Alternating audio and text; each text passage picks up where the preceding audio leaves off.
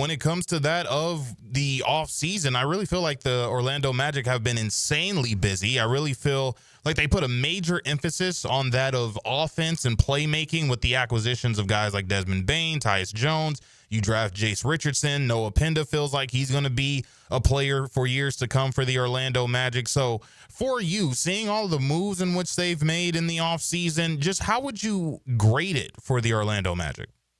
Well, I think it's an A+, honestly, for what we needed. And if nothing else, RJ, I say that because of this. We needed a summer where we went all in, right? Yeah. If you're a Magic fan, you needed to know where this team stands, and you kept waiting for this day, right? We've heard for years, right? Salary cap flexibility, draft capital, internal development, right? Which is great. You need that. When you're a young team and you're developing within, you need all of those things. But at some point, you got to push the chips in, and that's what we had this summer. And, you know, it kind of reminds you back in 2009 when the Magic went out and got Rashard Lewis, right, who was highly coveted by a lot of teams. And, you know, people will say they overpaid for him, but look how valuable he ended up being, and that team ended up going to the NBA Finals. And, you know, people say you overpaid a little bit for, you know, to get Desmond Bane 4 first-round draft picks. Right. But those picks should be in the mid to late 20s, you know, if everything's right. So. Right. And you've still got a lot of second-round picks, and you still got 3 first-round picks in the next 6 years. So you still have a ton of draft capital. You still have a little bit of wiggle room in years to come in regards to the salary cap. But you showed everybody, most importantly, you showed Paolo and Franz that you mean business and that we're in. Ownership was phenomenal, saying, yeah, let's do it. Let's spend the money. Let's do whatever it takes to get a winner here.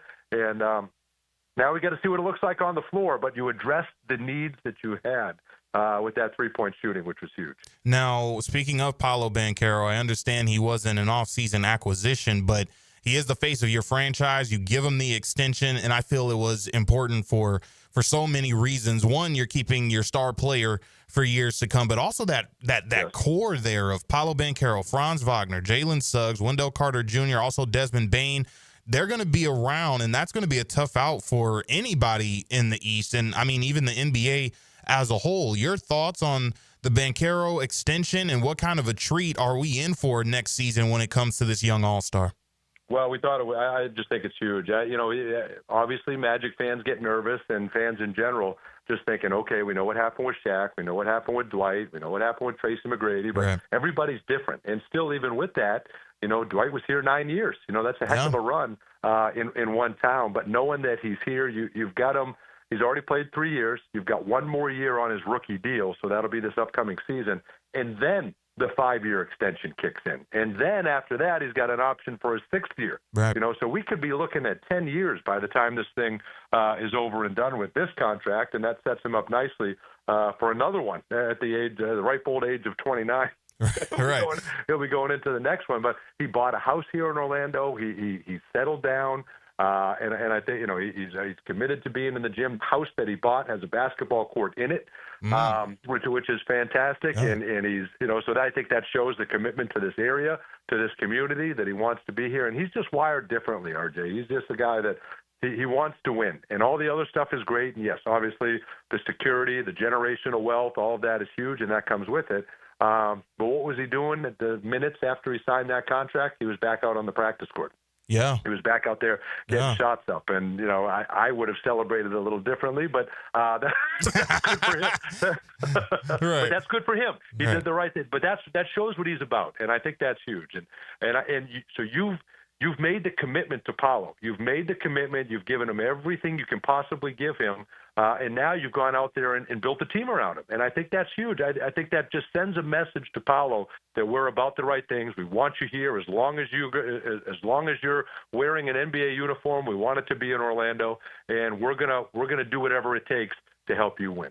Continuing our conversation with Dante Marchitelli, Orlando Magic host, as well as sideline reporter, joining us here on Open Gym. Dante, I am going to be completely honest with you. Outside of the Knicks and the Cavs in the East, this looks to be wide open. I mean, I see the Pistons. I understand that they're good, but I don't know if they're ready to take that next step yet. The Hawks, I mean, a solid group of guys, but in my opinion, they don't worry me. Is it wrong for me to look at this conference and say, if Orlando stays healthy and Paolo plays at that all-star MVP level that we know that he plays at, night in and night out. You have Franz there. You also have Suggs, and they're playing like the stars we know they are. And defensively, they're firing on all cylinders, and the three-point shooting as a team takes a, dramatic turn upward. This may be the squad that we see representing the Eastern Conference in next year's NBA Finals. Am I crazy to think this?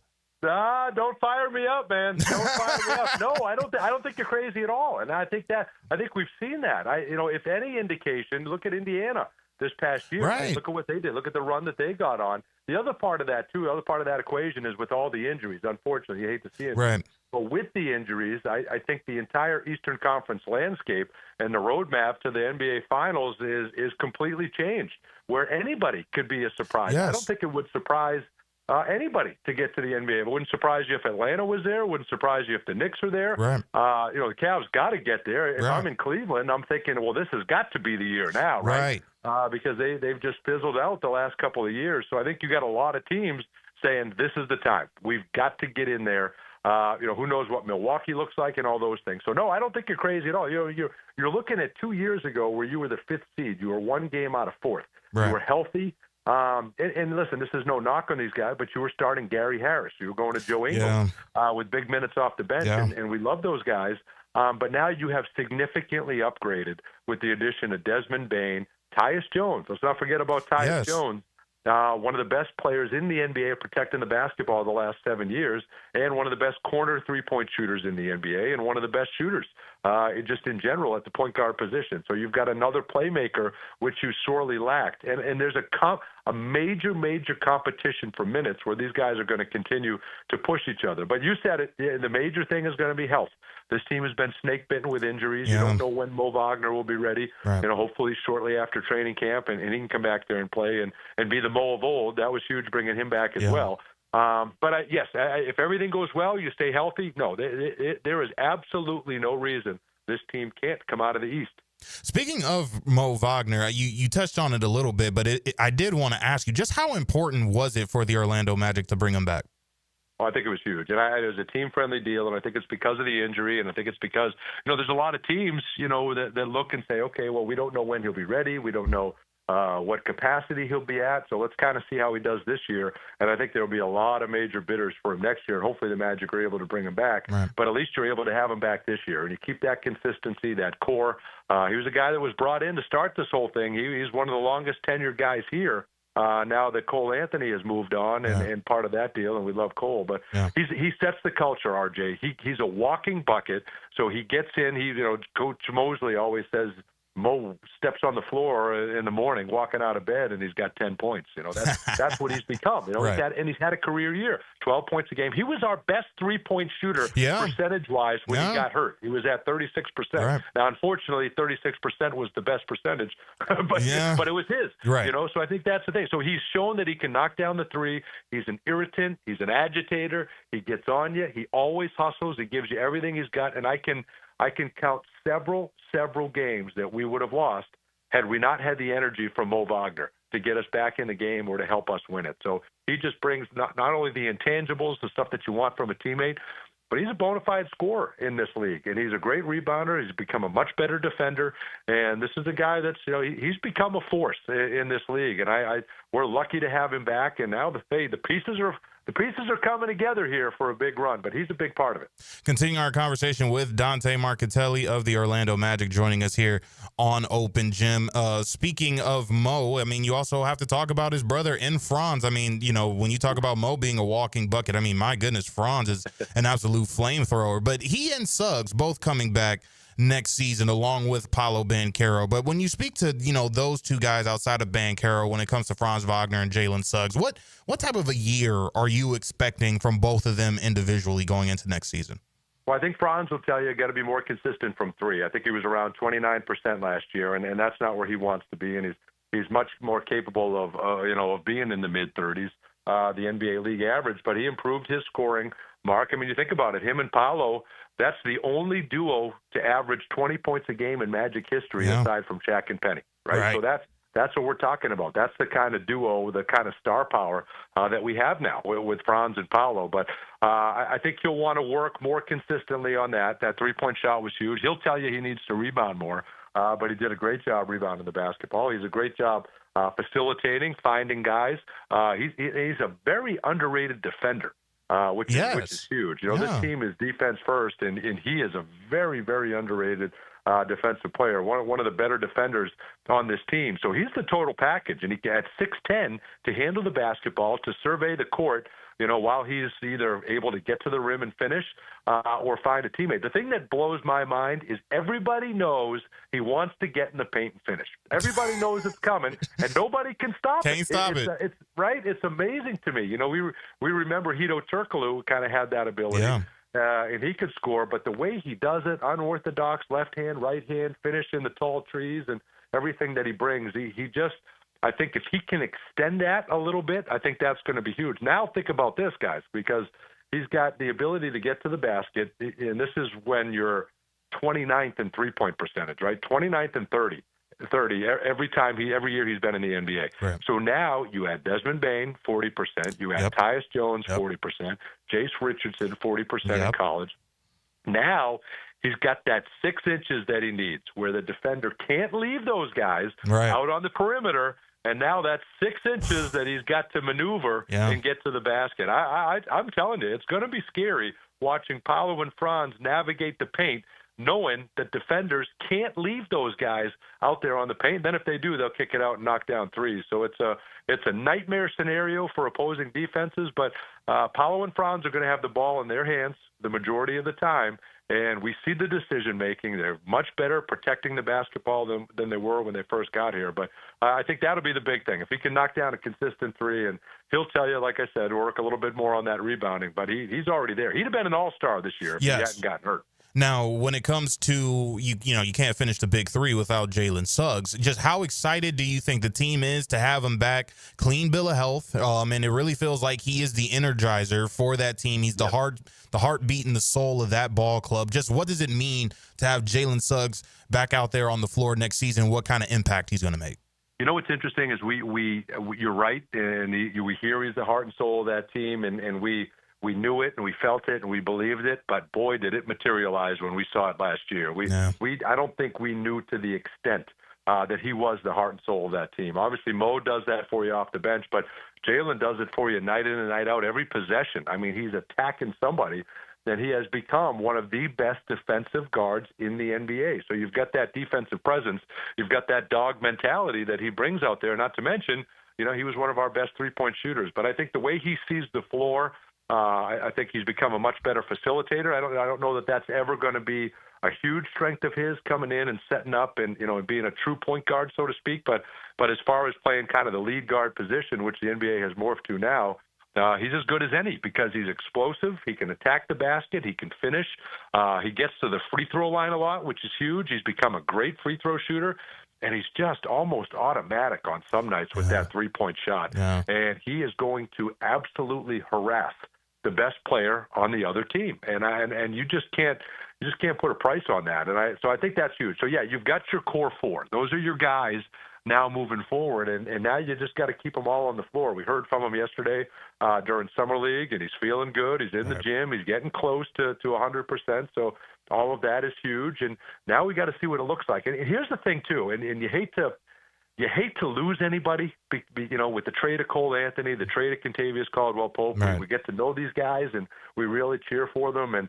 But I think it sends a message too. And I think if you look at the young teams that have kind of come up this way, now we're making moves. And I think it sends a message that, that we mean business. We got to be about the right things, and these guys are.